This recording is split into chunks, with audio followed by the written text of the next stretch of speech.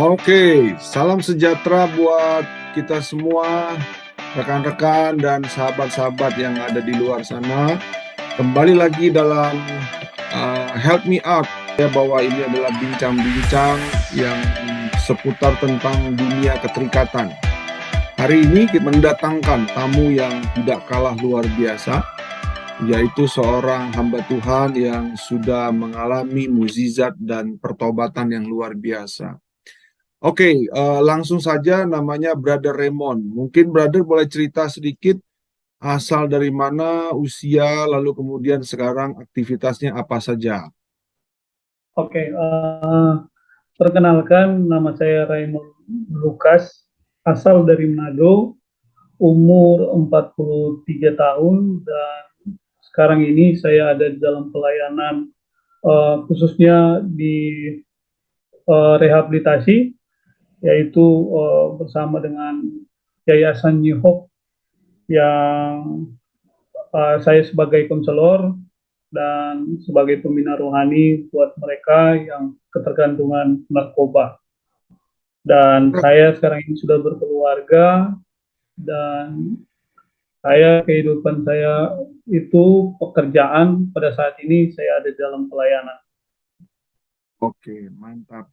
Jadi Brother ini sudah mengalami sebuah perubahan, pertobatan boleh dibilang begitu ya, Ya, sampai kepada titik sekarang ini kira-kira sudah berapa tahun ngalamin titik pertobatan sampai sekarang ini? oke. Waktu saya mengalami pertobatan itu dari 2011.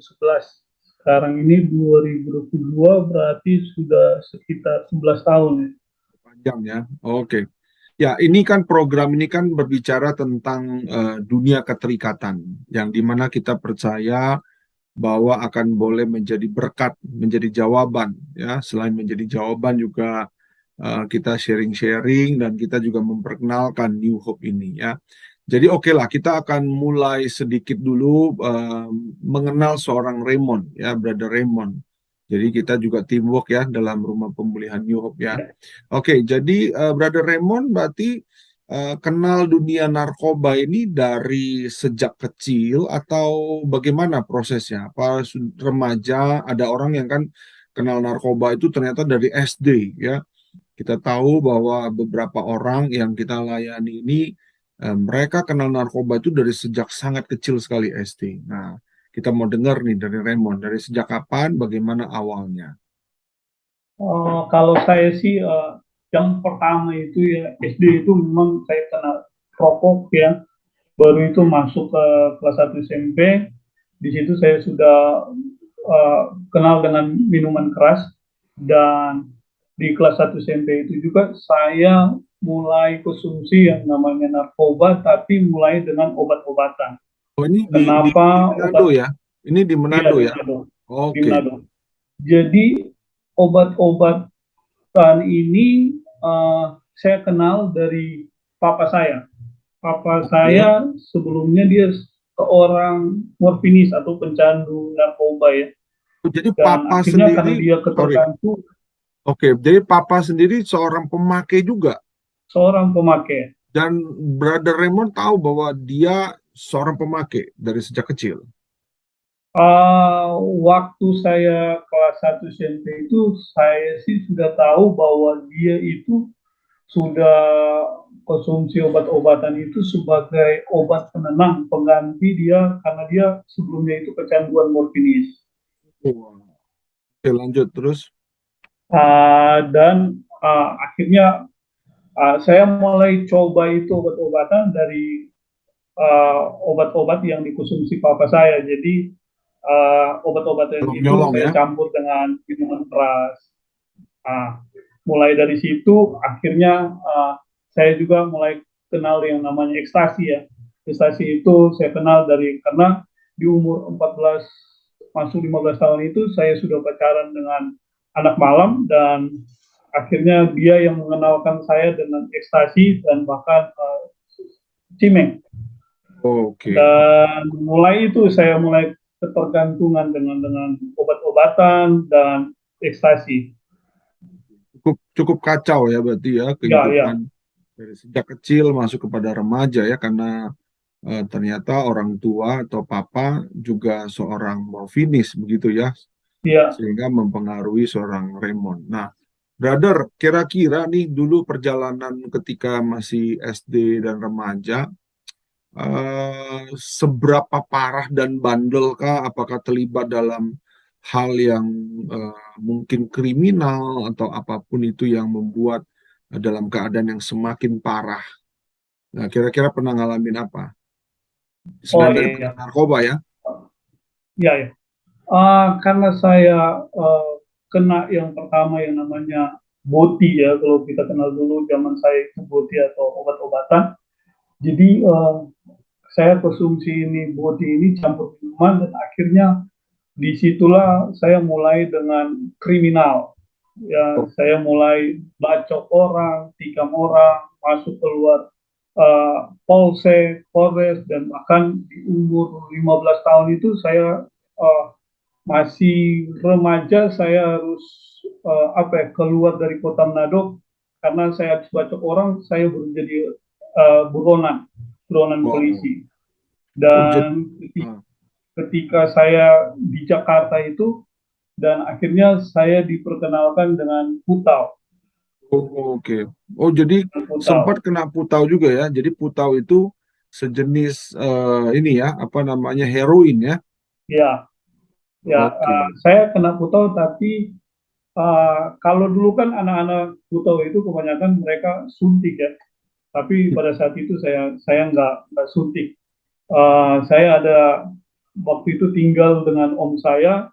Om saya pada saat itu bertepatan dia jaga kosan ya. Pada saat itu kosan itu yang tinggal itu adalah orang-orang yang dari luar negeri.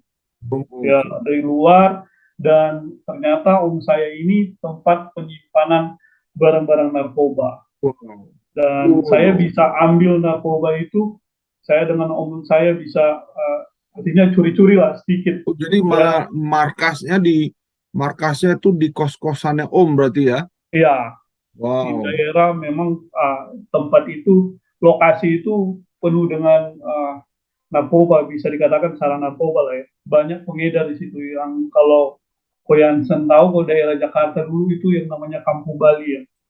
Kampung Bali ya. Nah, dengar. Ya, Lalu, disitulah saya mengenal dengan Putau ya. Dan ketika saya mengenal Putau, saya sempat masuk rumah sakit ya, oh, overdosis, kenapa? Overdosis ya? overdosis. Oke. Tapi overdosis itu saya bukan karena suntik ya, karena barang saya banyak. Jadi waktu itu kan saya nyedrak kan, drag sama bakat, dan karena saya pingin tambah lagi, akhirnya saya telan, saya telan, dan saya OD, saya bawa di rumah sakit, dan uh, waktu itu saya satu pas di bawah malam, paginya baru sadar, dan akhirnya saya dirawat selama 1 minggu kayaknya. Oke, sebelum ke sana, boleh nggak saya bertanya, brother, kalau misalnya ini kan pecandu narkoba ya, sebetulnya kita ketahui bersama bahwa ada titik paling kritis dalam setiap perjalanan orang yang pakai narkoba ya. Karena nggak mungkin orang pakai narkoba keadaannya itu tetap bagus, keadaannya tetap baik ya. Pasti semakin hari semakin hancur, semakin hari semakin turun sampai di titik paling rendah. Nah, momen apa yang Brother Raymond merasa inilah titik paling rendah dalam hidup gua nih? Ketika ngalamin narkoba ini, sehingga ketika titik terendah itu, Brother justru mengalami pertobatan, kan begitu ya? Jadi titik terendah itu sebetulnya baik juga supaya bisa mengalami pertobatan. Nah, boleh cerita nggak proses titik terendah dan mengalami pertobatannya, Brother seperti apa? Oke, sebenarnya waktu kena putau saya OD dan akhirnya saya dipulangkan ke Manado kan. Pulang Manado itu disinilah titik terendah saya masuk penjara ya. Saya Oh, pernah di umur 16 tahun, saya pernah mendekam di LP LP eh, LP yang ada di Kota Manado. pernah masuk berapa lama? 1 tahun 2 bulan. Oh, oke. Oke, lanjut. Oke, setelah di dalam penjara itu karena saya ketemu dengan banyak penjahat ya, banyak dengan orang-orang yang melakukan kejahatan dengan cara-cara yang berbeda-beda. Akhirnya saya didoktrin, bukan saya menjadi orang yang lebih baik. Ketika keluar itu, saya masih melakukan kejahatan, malah lebih lagi ya. Mulai dari saat itu saya masuk Polda 8, pokoknya saya keluar lagi 86, masuk lagi Polsek, masuk lagi Oh, Polres. Jadi begitu terus ya kehidupan panjang. saya, dan ada satu saat akhirnya saya turunan lagi, saya harus lari lagi dari Kota Manado datang ke Jakarta, dan disinilah saya mengenal lagi yang namanya dunia malam ya, maksudnya lebih dalam lagi. Saya hidup dengan narkoba, sudah mengenal dengan sabu, dan bahkan kami yang ada di Jakarta itu adalah komunitas anak-anak malam itu yang kami perantauan dari Manado itu datang ke Jakarta karena buronan. Jadi teman-teman saya buronan semua. Buronan bikin kasus dan kami ada di Jakarta. Dan Jakarta ini karena kami tidak ada apa ya, tidak ada pekerjaan, jadi kehidupan kami ada di dunia malam. Jadi, Kami pekerjakan, jadi kami pekerjakan ada seperti pacar kami, dan kami pekerjakan mereka sebagai wanita malam ya, maksudnya mereka bekerja di kafe atau di diskotik, dan lewat penghasilan dari pacar kami ini kami pakai untuk main judi, beli narkoba, dan akhirnya saya yang menjadi pengguna narkoba pada saat itu sabu, satu saat saya bisa menjual narkoba. jadi sempat masuk di daerah dunia malam, dunia gemerlap, yang dimana ada hubungannya dengan wanita malam, kira-kira begitu ya. Ya, Dan sampai memanfaatkan profesi mereka, ya begitu ya, untuk ya, ya. bisa having fun. Wow. Jadi kayaknya Untuk bisa komplit. bertahan hidup lah di seorang Jakarta itu. seorang Raymond ini sangat komplit dalam dunia dunia keterikatan ya pada zaman dahulu ya. Nah, ini luar biasa nih. Jadi eh, di titik awal bagaimana sih Raymond itu bisa ngalamin bank, langsung ngalamin pertobatan. Nah, momen itu sangat penting sekali. Saya pikir kita perlu dengar ya. Gimana ceritanya? Oh ya. Jadi karena saya terikat dengan narkoba, pasti dampaknya itu besar sekali. Jadi uh, karena saya kumpul dengan orang-orang yang preman-preman, akhirnya saya berantem, kasus lagi Jakarta, saya lari lagi ke Bali, ya Bali, kasus lagi, saya dalam komunitas yang sama, ya ada di dunia malam, kasus di Bali, dan saya harus lari lagi ke Batam. Nah, di Batam inilah bagaimana saya benar-benar sudah kecanduan dengan sabu ya. Uh, jadi kami teman-teman itu habis pakai sabu, kami ke diskotik, sambung ya, minum ekstasi, dan akhirnya pulang kita minum minuman keras, ya minum minuman keras, dan setelah itu kita nyabu lagi. Jadi putaran setiap hari seperti seperti Ekstra begitu ya, terus. hari-hari dengan narkoba. Jadi Ya. kita mix, jadi sudah sudah pakai ekstasi, sudah pakai sabu, sudah minuman keras, dan main judi, dan ada di satu titik memang saya sih sudah begitu banyak masalah ya, karena kasus dengan berantem dengan orang-orang, dan akhirnya ada satu titik papa saya meninggal.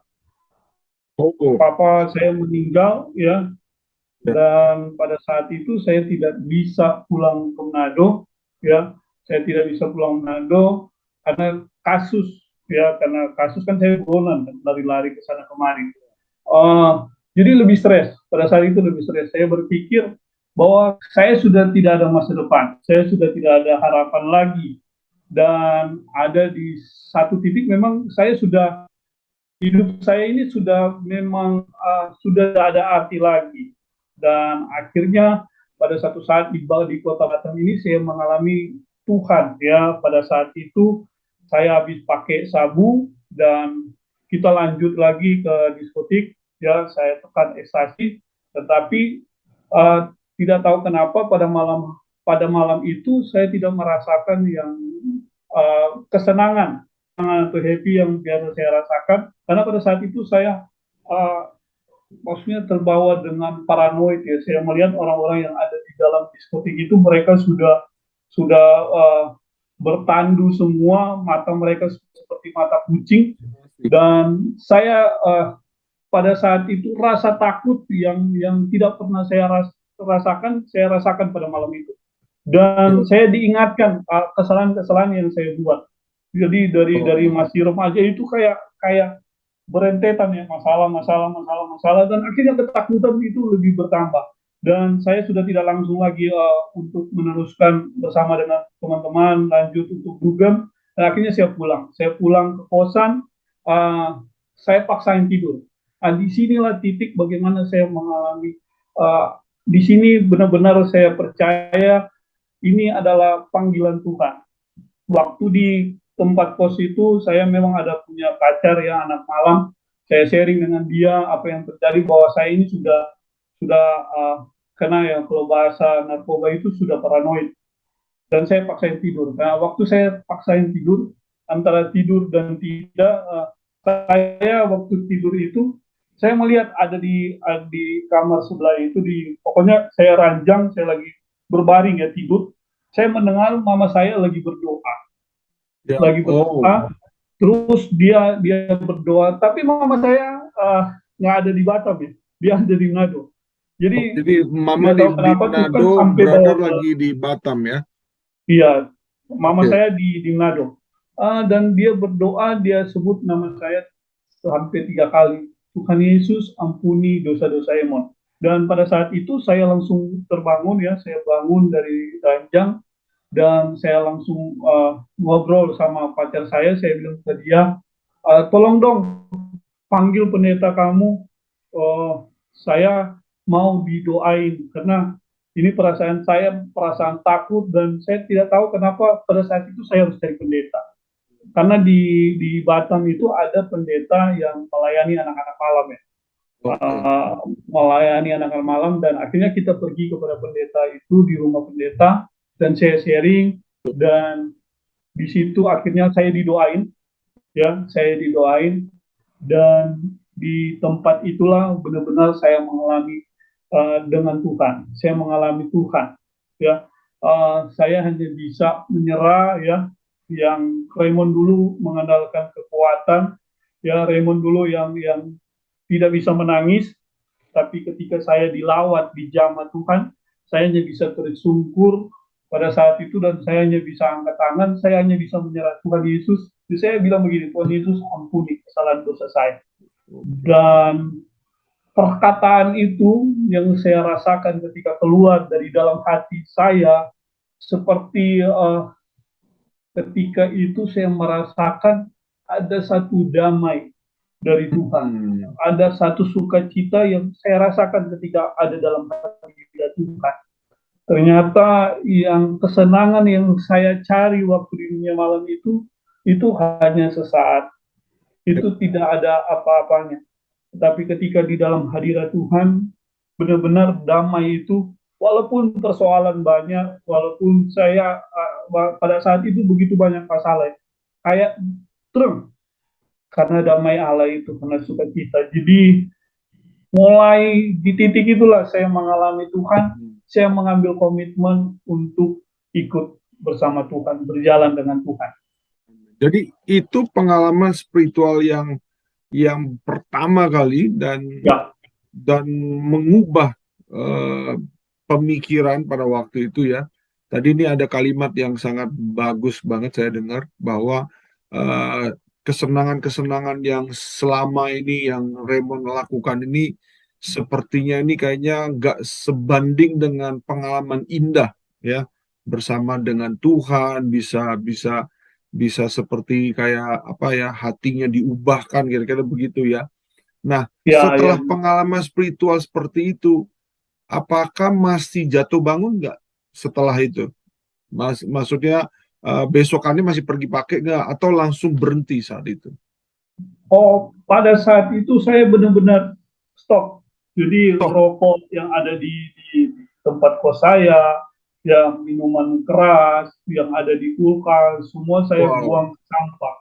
saat itu juga Saat itu juga dan berhenti ya, otomatis berhenti berhenti. pada saat itu juga. Wah, lalu kemudian dibimbing oleh pendeta ya, kemudian Ya, dibawa ibadah. Terus bagaimana mencari Tuhan itu bagaimana setelah itu? dan setelah itu apa ya, ini yang saya alami ketika kehidupan pribadi adalah kasih mula-mula atau Oke, cinta mula-mula itu. Saya benar-benar rindu dengan Tuhan.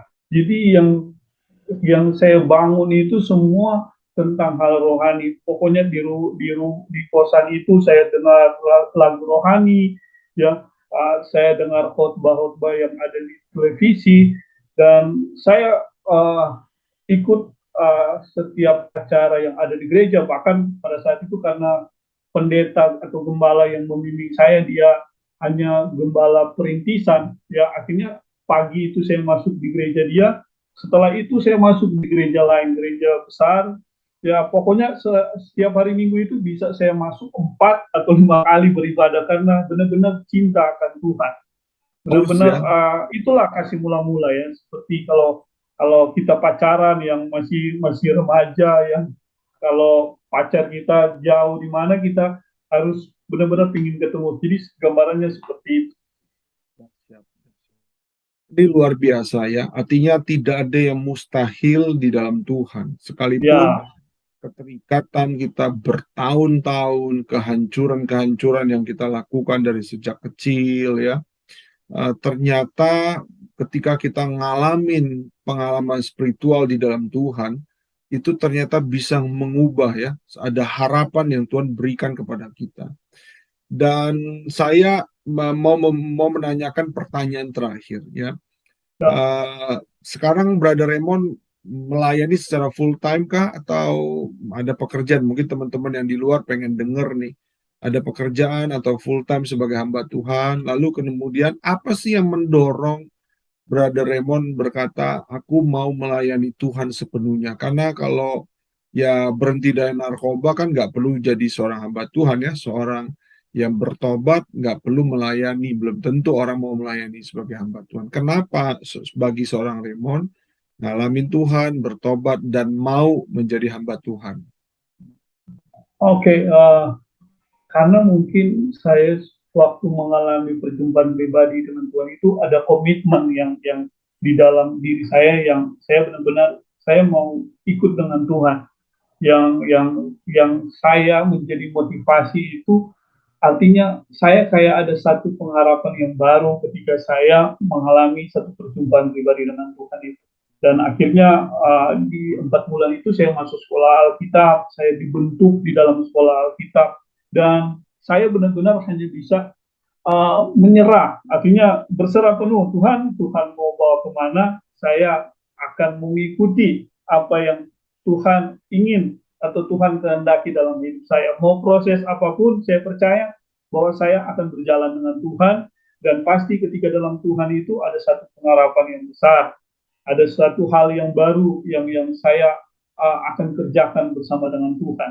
Jadi mulai dari saat itu banyak hal ya saya lihat, yang dulu saya ini mungkin orang anggap saya ini sampah, ya, yang dulu orang anggap saya ini tidak bisa berbuat apa-apa, tapi saya melihat ketika saya berjalan dengan Tuhan, setelah selesai sekolah Alkitab dan saya mulai melayani Tuhan, ya, di situ Tuhan mulai mengangkat saya, maksudnya mengangkat artinya saya bisa menjadi berkat buat orang lah, ya, maksudnya saya bisa menjadi terang yang dulu teman-teman saya preman-preman ini dan bahkan cewek-cewek dulu yang di dunia malam, saya bisa jadi saksi buat mereka. Itu adalah satu hal yang luar biasa. Jadi sekarang melayani dunia sebelumnya ya, seperti yang dulu Brother Raymond alamin, sekarang Brother melayani mereka ya, Ya, melayani. bahkan di penjara, dan sekarang ini kan saya sebagai konselor ya di panti rehab yaitu di New Hope. Ya, artinya ini benar-benar yang pernah saya alami dulu, dan saya punya hati sih kepada orang-orang yang benar-benar mereka tergantung dengan narkoba dan bahkan hidup mereka yang hancur. Jadi karena saya pernah rasakan itu, saya punya hati untuk melayani mereka. Benar-benar tidak ada yang mustahil di dalam Tuhan ya. From a trash to the cross. Yang Amin. artinya adalah seperti tadinya adalah seperti sampah ya, sampah masyarakat, bahkan tertolak ya. Tidak ada tempat buat pergi, sepertinya tidak ada tempat yang layak Ya, yang kita bisa ada di sana begitu ya, terbuang. Lalu kemudian kita sekarang dikumpulkan oleh Tuhan ya, diselamatkan ya, diberikan anugerah. Jadi benar-benar from the trash to the cross. Baik, mungkin ada pesan-pesan Brother Raymond buat teman-teman yang di luar sana yang sedang bergumul dalam keterikatan. Mungkin satu dua hal yang Brother Raymond bisa katakan kepada teman-teman kita. eh, pesan saya sih bahwa narkoba itu menipu kita. Ya, artinya menipu yang bisa dikatakan keren, bisa kelihatan laki-laki, bisa kelihatan uh, apa ya, maksudnya, oh inilah gaya-gayaan. Akhirnya kalau narkoba bisa menipu, dan akhirnya itu akan menghancurkan masa depan kita. Artinya kalau kita sudah tahu ya bahwa narkoba itu akan menghancurkan masa depan kita, mari kita tinggalkan. Ya, kita benar-benar harus hiduplah di dalam Tuhan. Karena ketika kita hidup dalam Tuhan itu, kita akan mengerti apa yang menjadi tujuan hidup kita. Karena Dia yang menciptakan kita, ya, Dia yang menciptakan bumi ini, Dia yang menciptakan apa yang ada yang di muka bumi dan di langit ini. Untuk kita dapat mengetahui tujuan kita itu harus apa, ya, yang pasti kita harus berjalan dengan Tuhan. Oke, saya rasa ini boleh menjadi berkat bagi orang-orang yang di luar sana, dan kita juga berdoa sekiranya ada yang membutuhkan, orang-orang yang sedang mencari jawaban, terutama orang-orang yang sedang terikat narkoba, mungkin bisa mendengarkan ini bahwa ada harapan di dalam Tuhan, ada harapan Amin. ketika kita mau cari Tuhan dan kita mau belajar untuk mencari pertolongan ya. Dan puji Tuhan ya, kita berdoa betul-betul menjadi berkat ya. Saya rasa itu aja pada hari ini. Terima kasih Brother Raymond, dan semangat terus, semangat dalam melayani Tuhan. From a trash to the cross. Amin. Amin.